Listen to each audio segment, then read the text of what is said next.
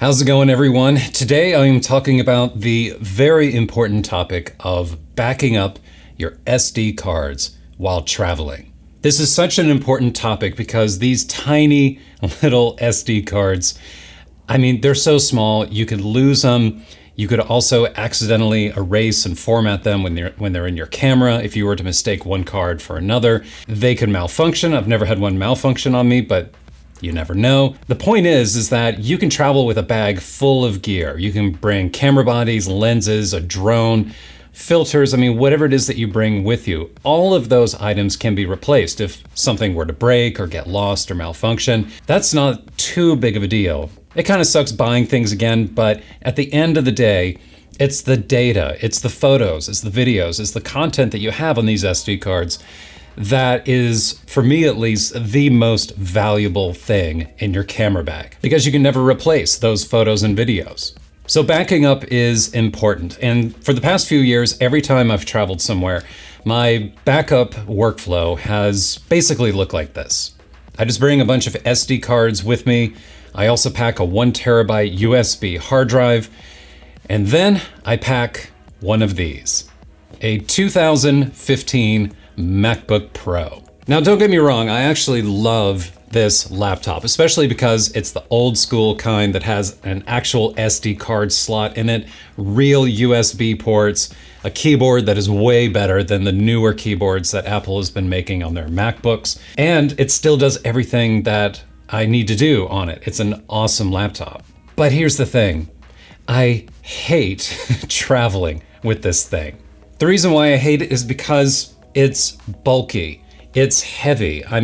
When you have the laptop plus its power adapter, you're adding something like an extra 8 or 9 pounds to your camera bag, which may not sound like a lot until you consider the fact that a camera bag, well, at least mine, contains a bunch of lenses. I typically have 2 camera bodies, a bag full of batteries, filters, sometimes even a drone.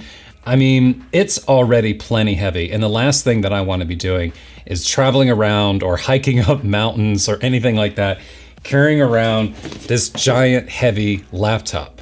And besides, in today's day and age, everything that I need to do and that I used to do on a laptop, I can do on one of these. There's really no reason for me to have the laptop, except for one thing, and that is SD card backups. Because the problem, of course, is that there's no magical way for the data on an SD card to get onto an external USB hard drive unless you have something in the middle. And for years, that role has been served by my MacBook Pro. But what if we could get rid of the laptop? What if we could just leave it at home without sacrificing the ability to back up SD cards while traveling? So I decided to do a lot of research on this and to see if there was something out there that I could use in the summer of 2019 to be backing up my SD cards and finally leave the laptop at home. Good news is that a few months ago I did find something, and I've been traveling with it for some summer vacation trips. I've been backing up a lot of SD cards with it, and so far at least, it appears to be the perfect solution that I was looking for. It may not be right for everyone. There's actually a few products out there that are available on the market that fulfill a very similar need, and I'm going to talk about those products and compare them in this video as well. But the product that I want to start with, and the one that I purchased and I've been using, and the one that I would recommend for anyone that's in a similar situation to me, is the RavPower FileHub. Now, this is a really interesting device because it doesn't really market itself as an SD card backup solution because it does other things as well. SD card backups are just one of the features of this product. So backing up an SD card with this device is super simple. There's just a little flap up here at the top of it, and inside you can see a USB port. In the USB port, you just attach the USB stick that you have, any type of USB hard drive, any size, doesn't matter. Whatever you have, you just plug it right into the USB port. After you do that, you press and hold the power button on the side of the device. It's a little weird, you have to hold it for a few seconds, but then eventually the lights on the front begin to illuminate. And these little lights are icons, and they show you the status of various things that are going on with the device. As you can see right now, the battery is red, which means that I need to charge this thing. All right, so once you have it powered on, the next step is to insert your SD card. And to do that, you just put it in the slot right here on the side of the device. You wait a few seconds for the SD card icon on the top to stop flashing. And then when the SD card icon is steady, you just press and hold the SD to USB button right here on the side. And after you do that, all of the contents from the SD card, your photos, your videos, and anything else that you have on there is transferred over to a timestamped folder on your USB drive. Now, the point about this being a timestamp folder is actually important because this device, this FileHub, is not a particularly smart device. I mean, it doesn't keep track of what files you've already backed up. It doesn't merge files. It doesn't do anything like that. It just basically takes the contents of the SD card. Every time you insert an SD card, it just copies everything over into a brand new timestamped folder on the USB drive. Now, the only downfall of that is that obviously then if you're backing up every single day while you're on a trip, that means that you could have multiple timestamped folders on the USB drive, all containing pretty much the same content. But you know, I thought that would be kind of a pain, but then I started using it while I was on the road, and I found out that it really wasn't that big of a deal when you use the RavPower FileHub app that is available for both iOS and Android.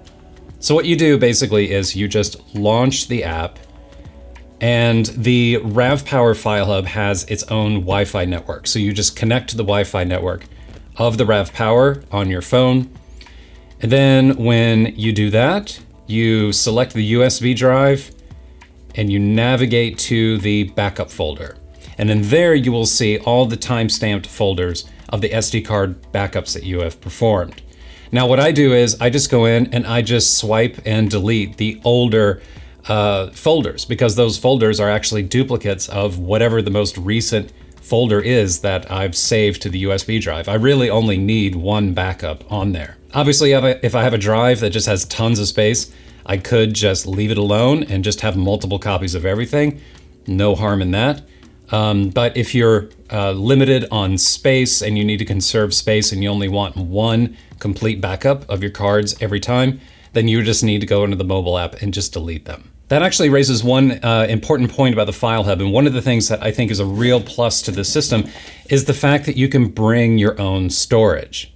You can use a 256 gigabyte hard drive, a 500 gigabyte hard drive, a terabyte, 2 terabytes, 3 terabytes. I mean, whatever it is that you want to use. This is a 1 terabyte drive here, and so far at least, this has worked perfectly fine for me over the years. But at some point, I could upgrade to a 2 terabyte, a 3 terabyte, and when and if that day comes, I could just use it with this device, just like I always have done. So it's really flexible in that regard because you're able to just bring your own storage. All right, so before I move on and start talking about other products to back up SD cards with, a couple more points about the FileHub, which you might find interesting. I touched on this a minute ago, but the RavPower FileHub has its own Wi-Fi network.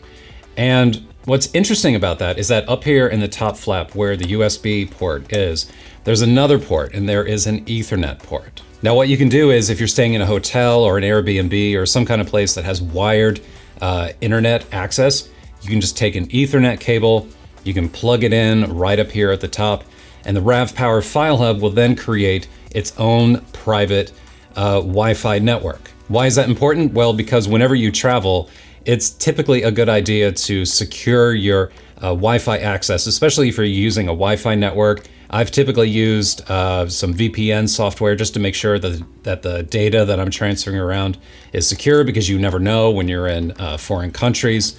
Additionally, you also get better speed. If you've ever stayed in a hotel and tried to download a large file or tried to stream Netflix or something like that, you know how painful it can be when you have tons of people that are all sharing the exact same Wi-Fi network. It's just so nice to have your own little private network that you can be using for whatever you need to do while you're traveling.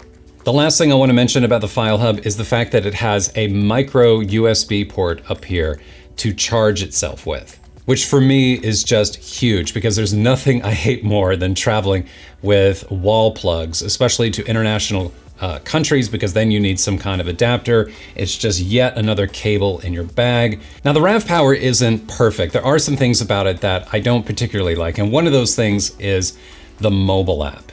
I can't comment about the Android one because I haven't used that, but I have used the iOS version of it quite a lot.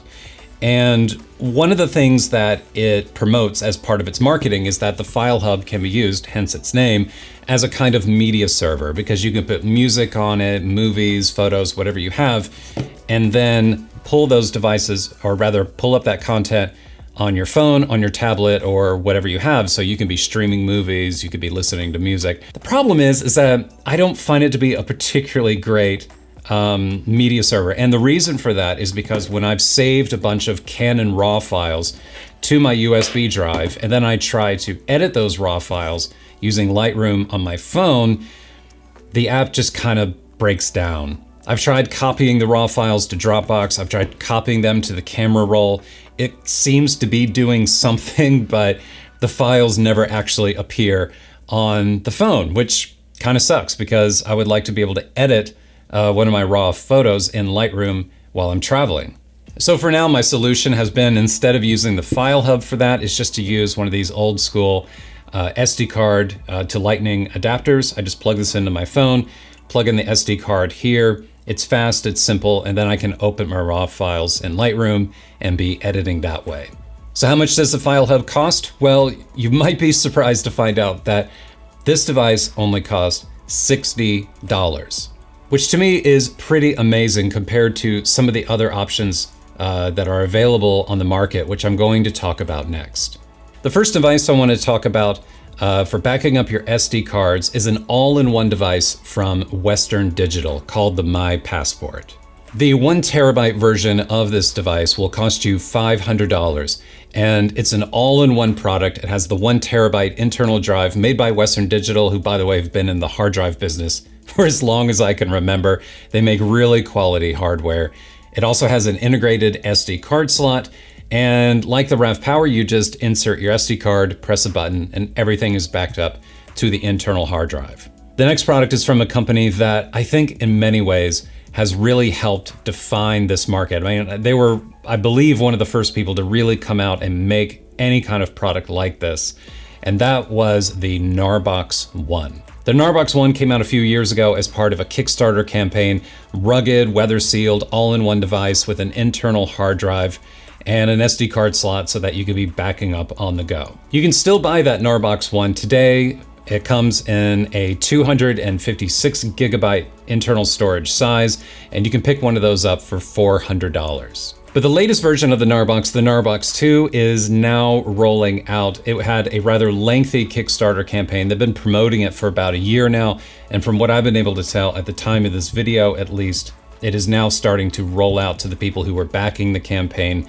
and it's now available for pre-order through the Gnarbox website. The Gnarbox 2 is a completely redesigned version of the Gnarbox 1. Totally different enclosure. It has a new LED screen on the front of it so that you can keep track of battery life and backup progress.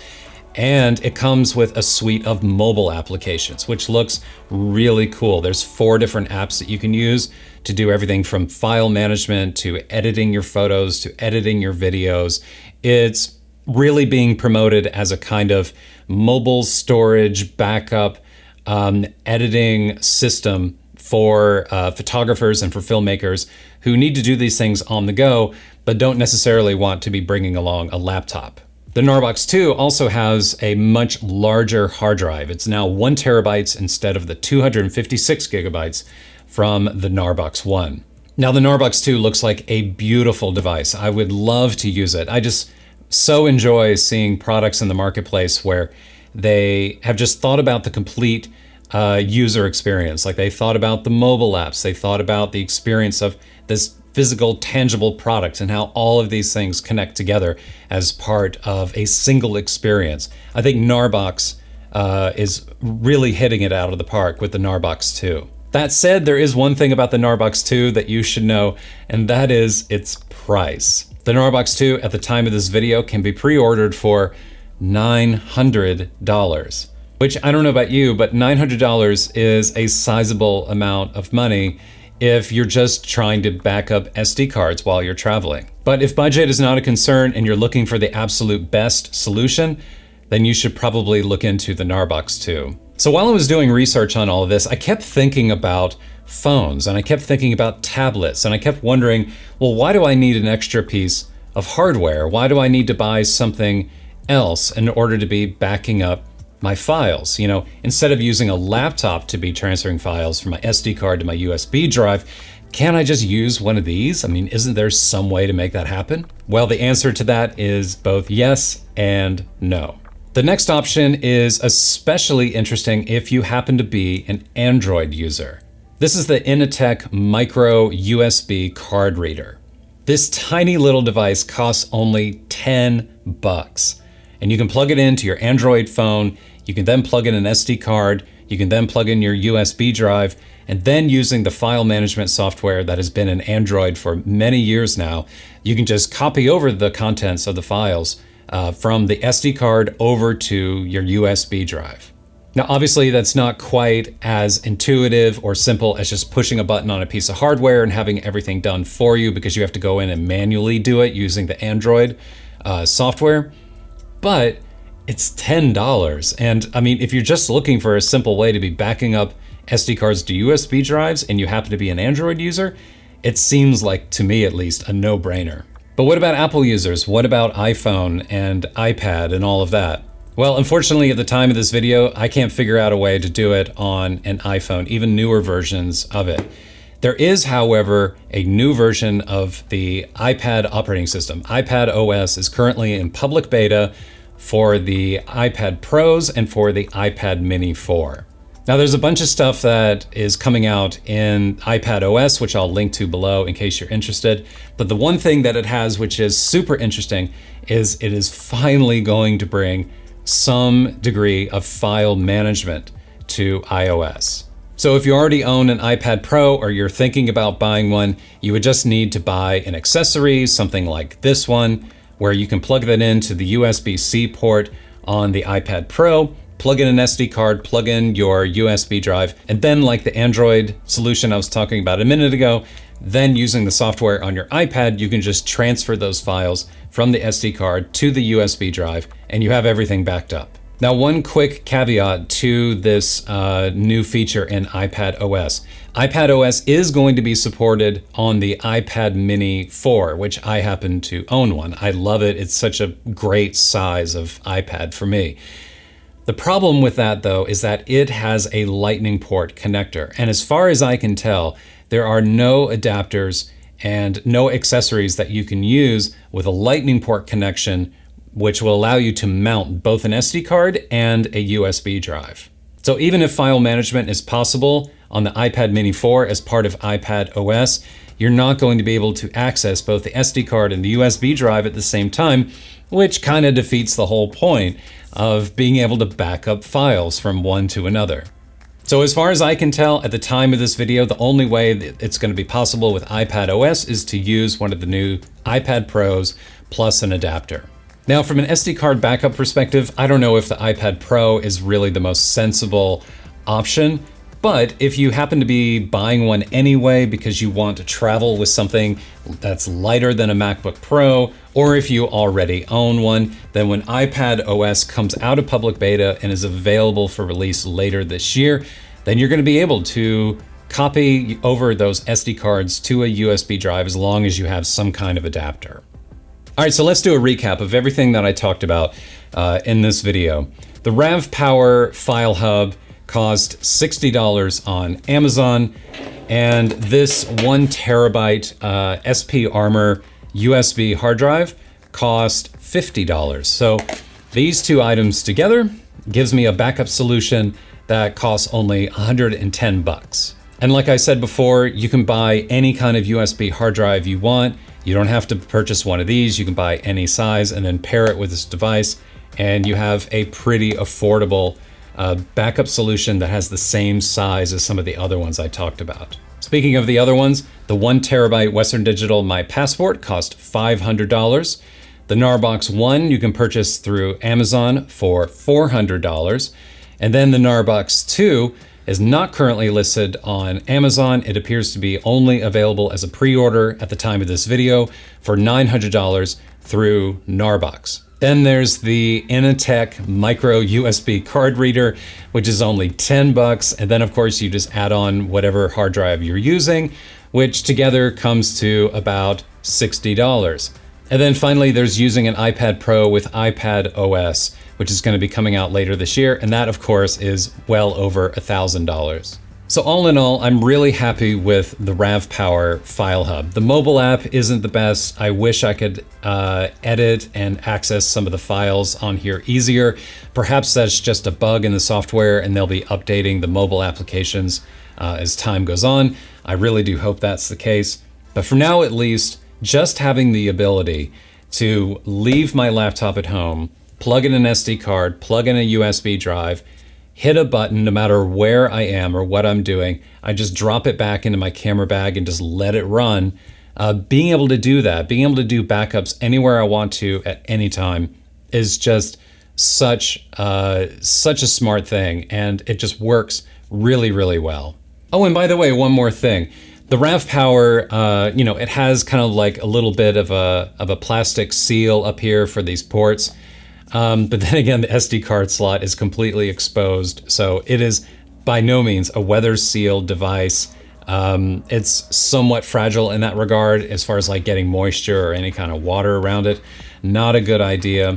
Unlike items like the Western Digital and the Gnarbox, which are built for that, they have, enclosures that are weather sealed. So what you can do is if you happen to have something like the FileHub and you want to protect it while you're traveling, or anything else for that matter, like your phone or any other devices you're bringing, you can just pick up something like this. And this is a Pelican 1050 micro case.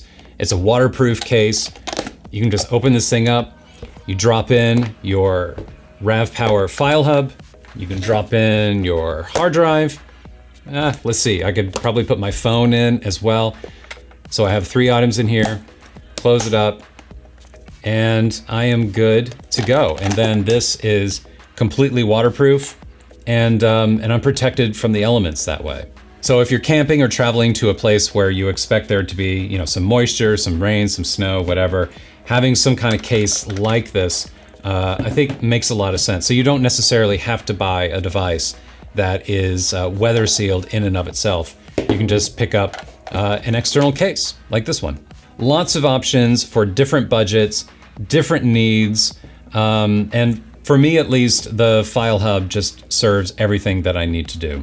So hey, listen, thank you. I appreciate your time and your attention. I appreciate you being here. I hope you learned something new from today's video, and I hope you're backing up your SD cards while you're traveling. Speaking of traveling, I'm going to be hitting the road pretty soon. Next month, I'm going to be traveling out to Utah. I'm going back there again. I just love Utah and Arizona. I'm going back to the Badlands this time in the central region of Utah. It's an area I've never been to.